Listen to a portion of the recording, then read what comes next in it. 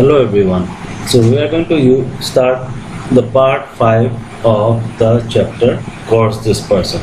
So in this chapter we are going to study or we are going to discuss regarding the stability issue of the suspension, effect of polymer or surfactant or electrolyte which are used in the formulation during the stability of the suspension and etc. So without wasting any time, let's start our discussion.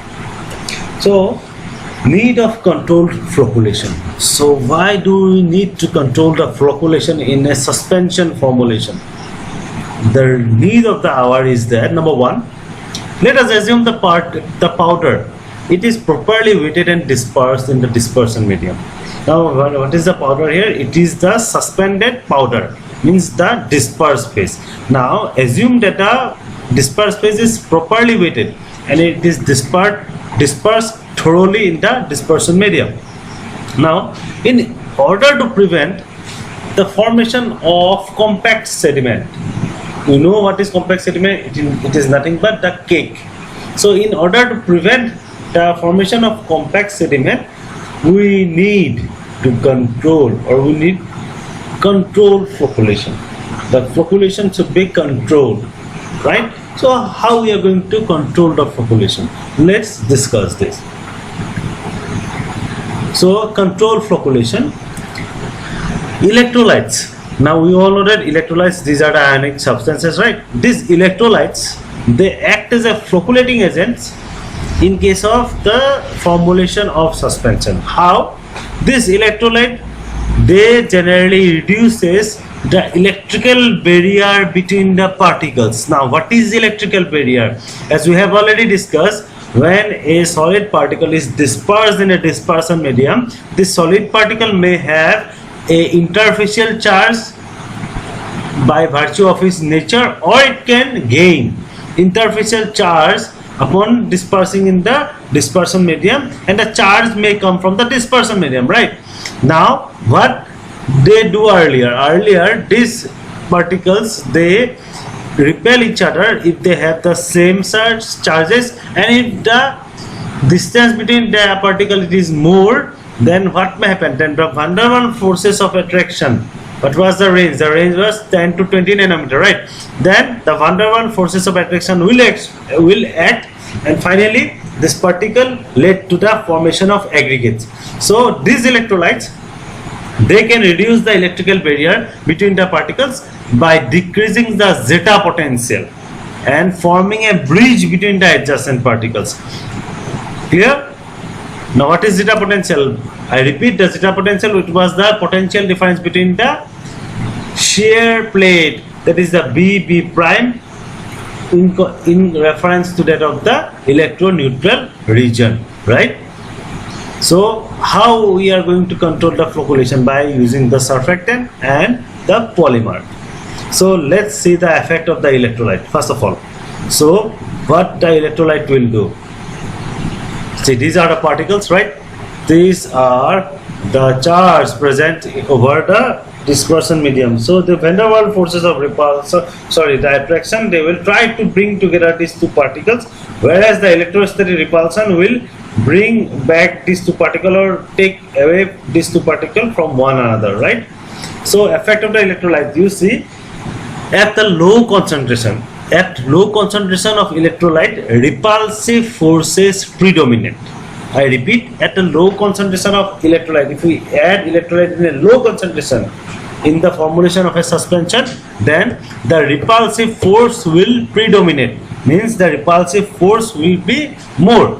But at a high concentration of the electrolyte, the repulsive forces, it get reduced, and finally it led to the coagulation, as because the repulsive forces, it is overtaken by the van der Waals forces of attraction.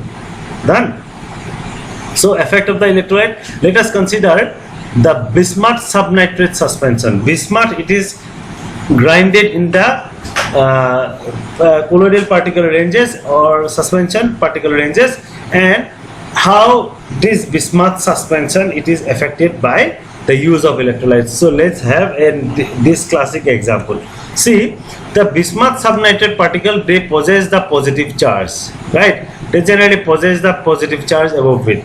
Now if we add electrolyte, if we add a monobasic potassium phosphate, this is a monobasic potassium phosphate electrolyte, then what happen actually? If we add monobasic potassium phosphate, then the positive zeta potential of what? Bismuth subnitrate, as because it has positive charge, so the positive zeta potential, it decreases to 0 because of the absorption of the negative phosphate ions over the surface of the bismuth subnitrate. The bismuth subnitrate, earlier it will have a positive charge, but upon addition of an electrolyte, the electrolyte is the monophasic potassium phosphate, the phosphate group, when it dissociates from the monophasic potassium phosphate, this negative phosphate group will come and it will add over the surface of the bismuth subnitrate particles, and it will lead to the change of the surface charge. Earlier it was positive, and then gradually it will become negative and then increases in the negative direction, right? So you see, at certain positive zeta potential, maximum flocculation occurs. Maximum flocculation among the particle, among the bismuth subnitrate particle will occur, right? So onset of the flocculation, I repeat, onset of the flocculation, it coincides with the maximum sedimentation volume.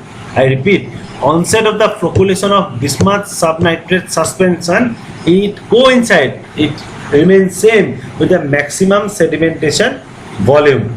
So when the zeta potential becomes sufficiently negative, means after addition of the electrolyte, when the earlier it was positive, the zeta potential was positive, but upon addition of the electrolyte in maximum concentration, the whole bismuth subnitrate particle will turn to negative, and upon reaching a maximum negative value, repeptization, that is the deflocculation, occurs once again, and the sedimentation volume F, it falls, right? So now let's see the effect of the surfactant. See, surfactant, they generally improve the dispersion by reducing the surface tension. We know that because the surfactant reduces the surface tension at the interface between the suspended solid particle with that of the dispersion medium molecule, right? So this surfactant, they generally act as a wetting, or you can say deflocculating agent. Example, ionic surfactant like your SLS. SLS is sodium lauryl sulfate, sometimes cause the flocculation. Done. Now let's see the effect of the polymers. So what polymer will do? The polymer, they will also act as a flocculating agent, and the chain of the polymer, this polymer upon dispersing in the dispersion medium, this polymer will form chain and they get absorbed over the surface of the suspended dispersed phase, right? So the chain of the polymer, they get absorbed over the multiple particle, and what will happen when these get absorbed? Definitely they will help in the flocculation. Example, it is your xanthan gum. Now let's discuss the physical stability of suspension. How the stability of the suspension, it changes with the change of the physical attributes. Number one, raising the temperature leads to the flocculation. I repeat, raising the temperature. If we keep the suspension bottle in a heating temperature, the flocculation increases of sterically stabilized suspension. Example is your sterically stabilized suspension are those suspensions which are made by using non-ionic surfactant. In such cases, in such suspension, raising the temperature led to the flocculation of the suspension. Moreover, the repulsion force, it depends upon the amount of the surfactant absorbed on the particles. Repulsion force between the particle of the suspension, it depends upon the amount of surfactant absorbed on the particles. Done. Moreover, on heating, energy of repulsion between the particle, it always reduces. Why it reduces? Because dehydration of the surfactant causes. Upon heating, dehydration of the surfactant causes, and thus attraction increases and the particle flocculate. So upon heating, the particle, they generally flocculate. The next thing it is there, during the freezing, what will happen? We know that when we are going to freeze a liquid, the volume of the liquid goes down because it get converted into solid form. Similarly, during the freezing process, particle overcome the repulsive barrier due to the ice formation. They will come close to one another, right? Thus, the repulsive barrier, it is removed during the freezing. Next, the particle come close enough. When they come close enough, they generally experience attractive forces like in the primary minimum. We have discussed this primary minimum in the GLVO theory, and they generally form the aggregates. So when the particle come close enough, they experiences the attractive forces due to the primary minimum, and they generally forms aggregates afterward. Now there is a concept, this is known as the Ostwald ripening. So what the Ostwald ripening means? So you see, the fluctuation in the temperature, or you can say fluctuation in temperature changes particle size distribution in the suspension. I repeat, fluctuation in the temperature. Suppose earlier it was 20 degree, then it becomes 60 degree, again it has become 120 degree, again it has come down to 40 degree. This fluctuation of the temperature, it causes the particle size, it causes a change in the particle size distribution in the suspension. Now what do you mean by particle size distribution? Particle size distribution, it is nothing but it is a simple graph which generally show the size of the particle present in the suspension. So generally, for a homogeneous suspension, we have similar size of the particle. Thus, we have a uniform particle size. So fluctuation, if we fluctuate the temperature, it will change the particle size distribution in a suspension, and this is known as Ostwald ripening. Why it happens? You see, the particle growth is common. Particle growth or increase of the particle size is common if the solubility is temperature dependent. The particle growth is common in suspension, in those suspension where the solubility is temperature dependent. Means if we increase the temperature, if the solubility increases, then in such cases the particle growth is very common. Right? So when temperature is high, small particle dissolve to form saturated solution. I repeat, when temperature is high, smaller particle of the suspension, they dissolve to form saturated solution. And if we decrease the temperature, then what will happen? They will form metacrystal, bigger crystal, and thus coagulation takes place. So when temperature reduces, the solute deposit on the large crystal and the crystal size increases for large size crystal. Means the size of the suspended particle, they increases upon reducing the temperature. Clear? So Ostwald ripening can be reduced. How we can reduce the Ostwald ripening? It can be reduced by adding polymer or surfactant to the suspension.